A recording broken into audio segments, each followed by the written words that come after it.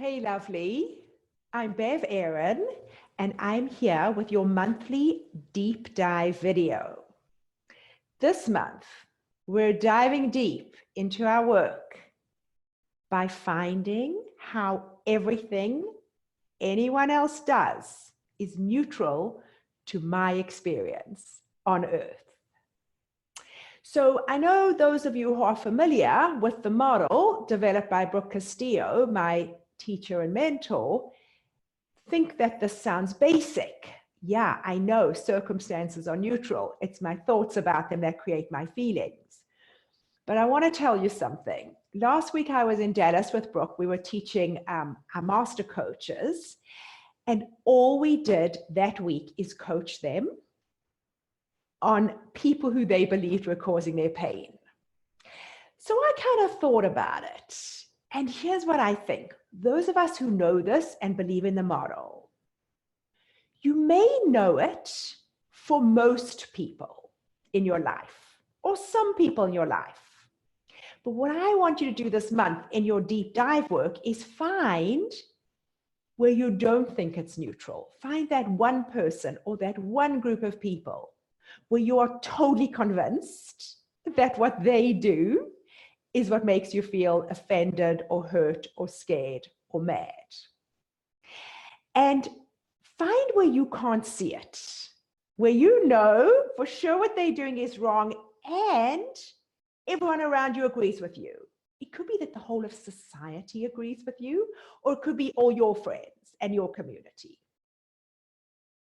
When you can find how that person and what they do and say is neutral, this is where true freedom lies. Where you can totally know and prove and show me how what they did is wrong, you're totally justified in being offended or angry. And then, here's the deep dive work. You choose not to go there in your mind because you recognize that those thoughts are creating discomfort or suffering for you. So what you do is you on purpose choose thoughts about that person that feel neutral or loving to you, despite all the evidence you have. I know you have evidence. I hear you. All right, so one example of what we coached on in our Master Coach Training Day was that some family members brought their dog to Thanksgiving, a new puppy, who scratched their entire hardwood floors of their basement. Brand new, super fancy home. Okay, so probably we would all agree, if we wanted to, we would automatically agree that they were wrong, they were careless, they were inconsiderate, they should watch their pets, blah, blah, blah.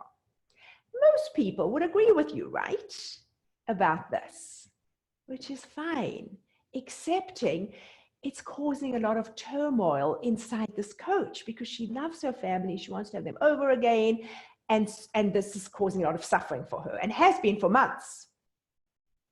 So here's how you do this, right? You recognize that your scratched hardwood floors and the dog who scratched them and the people who brought them, 100% neutral. You dig deep to find it.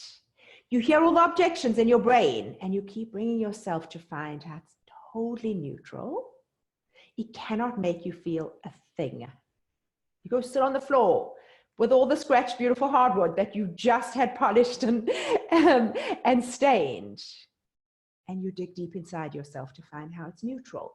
There's a few ways you can do it, right? The one is you just sit there and you notice all your thoughts about it and how they're causing your feelings. And the other is you think thoughts on purpose. So even though maybe it is true that it was inconsiderate, you just choose not to go there because it makes you feel sad and offended and disconnected from your family who you love. So examples could be, I love them so much and I love their dog, which is true. You don't love that the dog has scratched the floors, but you love their dog. So thinking that, instead of thinking they shouldn't have brought the dog who scratched my floors, immediately takes you to a place of love on purpose. You could think thoughts like, I love my house. Totally love your house, right? So much about it, including the scratched floors. So you just love the floors and you love what you get to do in this house. Another thought could be, people are more important than things. Immediately set you straight, right? Immediately bring you to a place of connection. Other thoughts that you could go to are recognizing that this is not what you wanted, but understanding that it's happening for you. So examples could be, I didn't order up a scratched floor, but it's my teacher right now. I love that thought. Whenever something's kind of irritating me, I love to kind of totally turn my experience around by saying, that person in front of me, that car, that route, that kid, that's my teacher right now. Totally changes my experience of them.